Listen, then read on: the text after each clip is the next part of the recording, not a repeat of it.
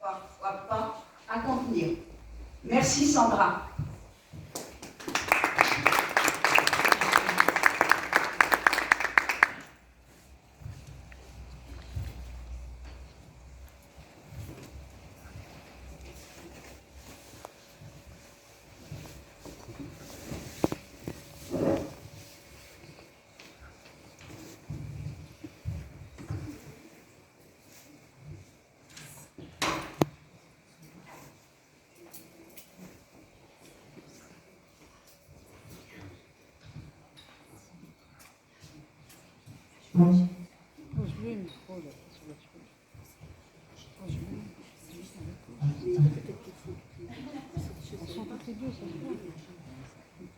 Donc lisse. Le ciel est bleu. Le parterre est bleu. Ça, c'est la réverbération. Songe Cendrillon à ses chaussons. Bleu tourbillon, atchoum. A pris un rhume, un mouchoir sur le nez, marche à pied. Où a-t-elle bien perdu son soulier? Cendrillon est une écervelée, grincheux, vient du tourment. Il envoie toutes les saisons tristes sur son blason. Une femme, toute blanche comme l'horizon, l'appelle. Qui est-elle? Où sont passés tous les amis? Des yeux sans sourire envoient ces signes au sol. Des petits cailloux semblent écrire des faux semblants. Des peintres en habit du dimanche tirent sur sa manche. Il est pensé pauvre pourtant. Puis ce frelon, qui le suit tout le temps. Atchoum, éternue, il est fatigué ce matin. Il attend Cendrillon aux cheveux d'or.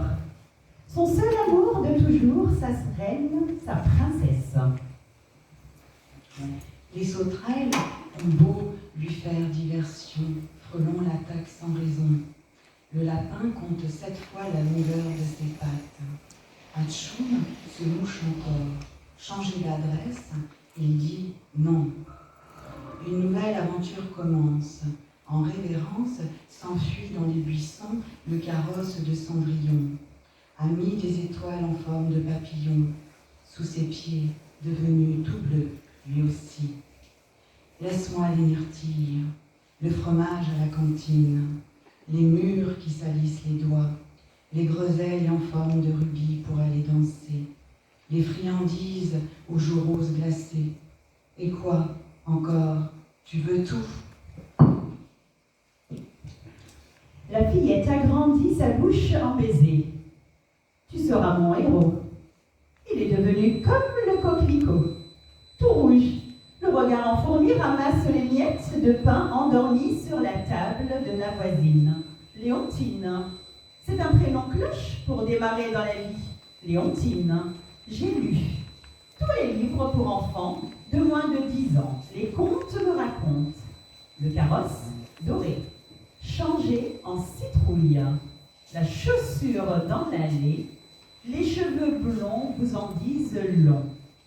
Je suis Cendrillon, votre bien-aimé. J'ai même demandé à mon cher professeur, cette dame brune qui me fait de l'ombre sur l'oreiller. Qui est-elle? Elle n'a comme réplique que ses soupirs. À la dérobée, j'inspecte mon futur fiancé. Il a le regard pauvre et le nez bien avancé.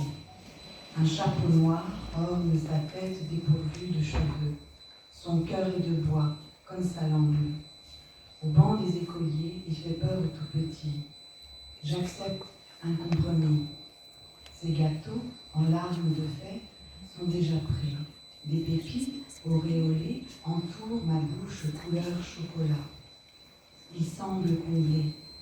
Je lui laisse penser que la boucle est bouclée. Pinocchio. Je le surnomme ainsi. Au loin, les jumelles contemplent la vallée. Encore plus loin, la Golpin suivie d'un lapin court. Il y a dissonance entre les deux, puis entre les lignes, on ne peut pas reproduire les histoires déjà écrites. Alors Cendrillon deviendra Lys, la fleur inédite.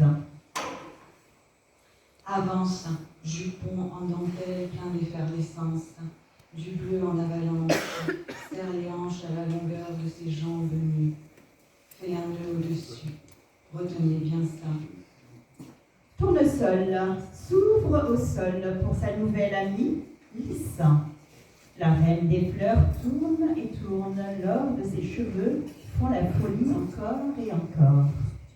En joie champêtre suit les baisers, fléchés de soleil. Les joues rosies prennent la pose. Du chapeau agrandi au visage arrondi parfume l'infini. Aide-moi, mon ami, j'ai une mission pour toutes les fleurs, pour tous les animaux à vivre. L'écureuil lui fait de l'œil.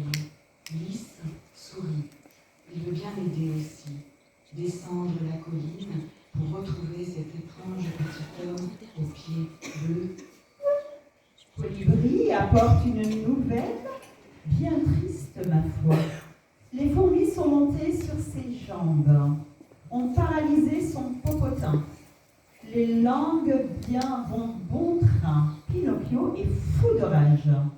Il te cherche partout, une hache à la main pour raser tous les arbres et arbrisseaux. Lys, anéantie, s'endort à la nuit venue sans rêve. Réveillez-vous!